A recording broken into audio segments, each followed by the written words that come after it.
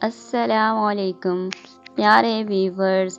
جب حضور پاک صلی اللہ علیہ وسلم اس دنیا میں تشریف لائے تب عرب میں یہ رواج تھا کہ جب بھی ان کے ہاں کوئی بچہ پیدا ہوتا تو وہ دیہات سے آنے والی دائیوں کے حوالے کر دیتے تاکہ دیہات میں رہ کر بچے کی اچھی پرورش ہو سکے۔ دائیوں کا ایک قافلہ مکہ میں داخل ہوا اور انہوں نے ان گھروں کی تلاش شروع کر دی جن میں بچے پیدا ہوئے تھے۔ بہت سی دائیاں عبد المطلب کے گھر بھی آئیں، آپ کو دیکھا، مگر جب انہیں پتہ چلا کہ یہ بچہ یتیم ہے تو اس خیال سے چھوڑ کر آگے بڑھ گئی کہ اس بچے کے گھرانے سے انہیں ملے گا ہی کیا۔ جب حلیمہ سعدیہ مکہ میں داخل ہوئی تو انہیں پتہ چلا کہ سب دائیوں کو بچے مل گئے ہیں اور اب وہی خالی ہاتھ رہ گئی ہیں اور اب کوئی بچہ بھی باقی نہیں بچا سوائے ایک یتیم بچے کے۔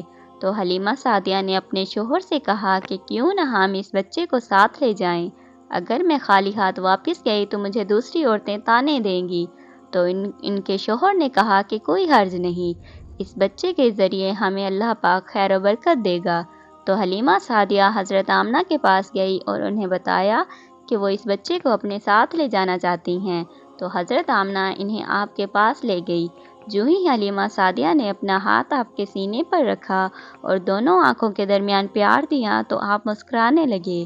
پھر عبد المطلب اور حضرت آمنہ سے اجازت لینے کے بعد حلیمہ سعدیہ آپ کو لیے قافلے میں آئی تو آپ کو دودھ پلانے کے لیے گود میں لٹایا۔ آپ نے بائیں طرف سے دودھ نہ پیا اور دائیں طرف سے دودھ پینے لگ گئے۔ پھر آپ کی یہ عادت بن گئی، آپ صرف دائیں طرف سے دودھ پیتے اور بائیں طرف سے حلیمہ سعدیہ کا بچہ دودھ پیتا رہا۔ حلیمہ سعدیہ فرماتی ہیں کہ آپ کو لیے جیسے ہی میں اپنے خچر پر سوار ہوئی تو اب ہمارا خچر اس قدر تیز چلا کہ اس نے پورے قافلے کو ہی پیچھے چھوڑ دیا۔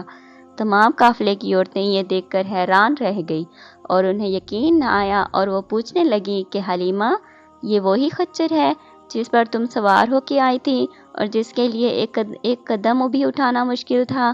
حلیمہ سعدیہ فرماتی ہیں کہ اس شام جب ہماری بکریاں چر کر آئیں تو ان کے تھن دودھ سے بھرے ہوئے تھے، اس سے پہلے ایسا کبھی نہیں ہوا تھا۔ ہم نے اس دن بکریوں کا دودھ دوہا تو ہمارے گھر کے سارے برتن دودھ سے بھر گئے۔ ہم نے جان لیا کہ یہ ساری برکت اس بچے کی وجہ سے ہے۔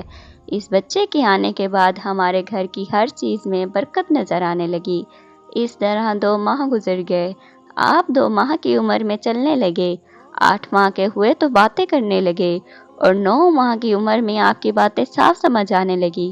جب آپ کچھ بڑے ہوئے تو گھر سے باہر نکل کر دوسرے بچوں کو کھیلتا دیکھتے تو آپ ان کے نزدیک نہ جاتے۔ تھوڑے بڑے ہوئے تو آپ اپنے بہن بھائیوں کے ساتھ بکریاں چرانے چلے جاتے۔ حلیمہ سعدیہ فرماتی ہیں کہ ایک دن میرے بچے خوفزدہ انداز میں دوڑتے ہوئے اور گھبرا کر آئے اور کہا کہ امی جان جلدی چلیے ورنہ ہمارے بھائی محمد ختم ہو جائیں گے۔ ہمارے تو ہوش ہی اڑ گئے، بھاگ کر گئے اور دیکھا تو آپ کھڑے ہوئے تھے، رنگ اڑا ہوا تھا اور چہرے پر زردی چھائی ہوئی تھی۔ یہ اس وجہ سے نہیں تھا کہ آپ کا سینہ چاک کیے جانے کی وجہ سے تکلیف ہوئی ہو، بلکہ آپ کی یہ حالت 2 فرشتوں کو دیکھ کر ہوئی تھی۔ آپ نے بتایا کہ میرے پاس 2 سفید کپڑوں میں ملبوس 2 آدمی آئے تھے۔ ایک نے دوسرے سے کہا کہ کیا یہ وہی ہے؟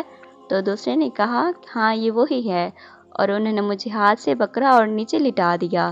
اس کے بعد انہوں نے میرا پیٹ چاک کیا اور کافی دیر تک اس میں کوئی چیز تلاش کرتے رہے۔ آخر انہیں وہ چیز مل گئی اور انہوں نے اسے باہر نکال کر پھینک دیا۔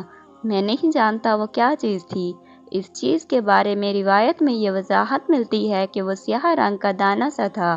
یہ انسان کے جسم میں شیطان کا گھر ہوتا ہے اور شیطان یہیں سے انسان کے جسم میں اثرات ڈالتا ہے۔